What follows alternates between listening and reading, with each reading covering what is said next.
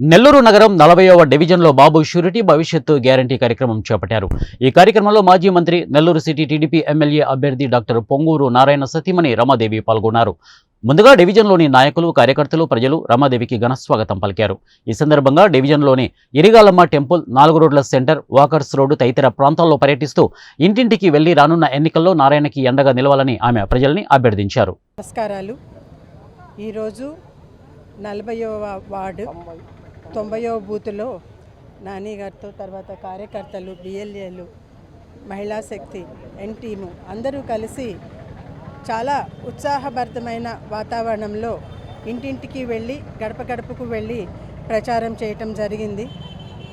అనూహ్యమైన స్పందన, ప్లస్ వారు ఒక్కొక్కళ్ళ ఇంటికి వెళ్ళినప్పుడు వారి యొక్క అనుభవిస్తున్న కష్టాలు, నష్టాలు ఒక తోబుట్టువుకి చెప్పుకున్న రీతిలో సాదరంగా ఆహ్వానించి, మాకు ఈ విధంగా ఇబ్బందిగా ఉంది, మేము ఆల్రెడీ డిసైడ్ అయిపోయినాము, మీరు వచ్చినా ఈరోజు వచ్చి కలిశారు, ఓటు కావాలని అడుగుతున్నారు, మీరు వచ్చినా రాకపోయినా, మీరు అడిగినా అడగకపోయినా మేమైతే ఖచ్చితంగా డిసైడ్ అయిపోయి ఉన్నాము. తెలుగుదేశానికే ఓటు వేయాలని, నారాయణ గారిని గెలిపించుకోవాలనేసి ఆల్రెడీ డిసైడ్ అయిపోయి ఉన్నాము. రిజల్ట్ని కూడా మేము డిసైడ్ అయిపోయాము.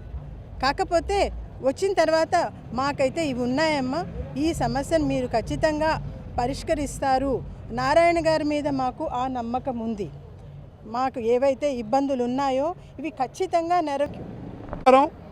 ఈరోజు మన డాక్టర్ పొంగూరు నారాయణ గారు సతీమణైన మన రమాదేవమ్మ గారు ఈరోజు 40 డివిజన్లో 90వ బూత్లో బూత్ గారు చర్మల్ సేనయ్య, శ్రావణ్ కుమార్ బిఎల్సి ఇద్దరు కలిసి అందరం మా టీడీపీ కార్యకర్తలు అందరూ కలిసి ఇంటింటికి కరపత్రాలు పంచడం జరిగింది.